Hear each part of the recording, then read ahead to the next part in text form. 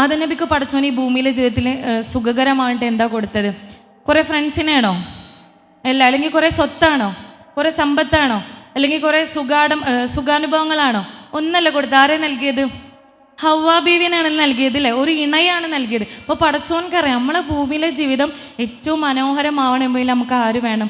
ഒരു ഇണ കൂടി വേണം. അതാണ് പടച്ചോൻ ഖുർആൻ പറഞ്ഞത്, നിങ്ങൾക്ക് നിങ്ങളിൽ നിന്ന് തന്നെ നമ്മൾ എന്ത് ചെയ്തിരിക്കുന്നു?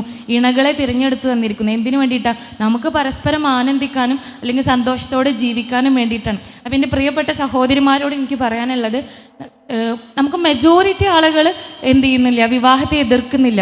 ഇപ്പോൾ വിവാഹത്തിന് ബദലായിട്ട് പകരം വെക്കുന്ന കാര്യങ്ങളാണ് ഇപ്പോൾ ഈ പുതിയ ആശയങ്ങളാണ് ലിവിങ് ടുഗെദർ അല്ലെങ്കിൽ ഡേറ്റിംഗ് ഒക്കെ പറഞ്ഞിട്ടുള്ള കാര്യങ്ങൾ. അപ്പോൾ അവർ മുന്നോട്ട് വെക്കുന്ന ആശയം എന്ന് പറഞ്ഞാൽ, ഇപ്പോൾ വിവാഹം കഴിക്കാതെ ഇത്തരം കോൺസെപ്റ്റുകൾക്ക് പിന്നാലെ പോകുമ്പോൾ നമ്മൾ നല്ല ഹാപ്പി ആയിരിക്കും, നമുക്ക് വേറെ പ്രശ്നങ്ങളൊന്നും ഉണ്ടാവില്ല എന്ന്. പക്ഷെ നമ്മൾ യഥാർത്ഥത്തിൽ അത് ഡെപ്തായിട്ട് പഠിക്കുമ്പോഴാണ് നമുക്ക് മനസ്സിലാവുക ഈ ലിവിങ് ടുഗെദർ പോലുള്ള കാര്യങ്ങൾ. ഇപ്പോൾ നമുക്ക് കുറേ നമ്മളെ ഫോണൊക്കെ ഉപയോഗിക്കുന്ന ആളുകളാണ്, കുറേ സർവേകളൊക്കെ നമ്മുടെ മുന്നിലുണ്ട്. അപ്പോൾ ആ സർവേയിലൊക്കെ പറയുന്നത് എന്താ വെച്ചാൽ, വിവാഹത്തിൽ 1017 ആളുകളാണ് ഈ ഗാർഹിക പീഡനം അനുഭവിക്കുന്നെങ്കിൽ ഈ ലിവിങ് ടുഗെദറിൽ 1070 ആളുകളാണ്.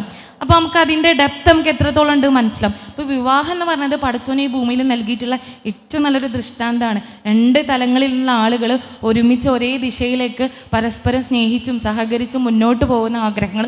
അപ്പോൾ പ്രിയപ്പെട്ട സുഹൃത്തുക്കൾ മനസ്സിലാക്കുക, വിവാഹം ഒരിക്കലും ഒരു ട്രാപ്പല്ല, മറിച്ച് നിങ്ങളുടെ ജീവിതം ഏറ്റവും സുന്ദരമാക്കാൻ വേണ്ടി പടച്ചോൻ ഈ ഭൂമിയിൽ നൽകിയിട്ടുള്ള ഒരു ആനന്ദകരമായിട്ടുള്ള ഒരു കോൺസെപ്റ്റാണ് വിവാഹം എന്നുള്ളത്.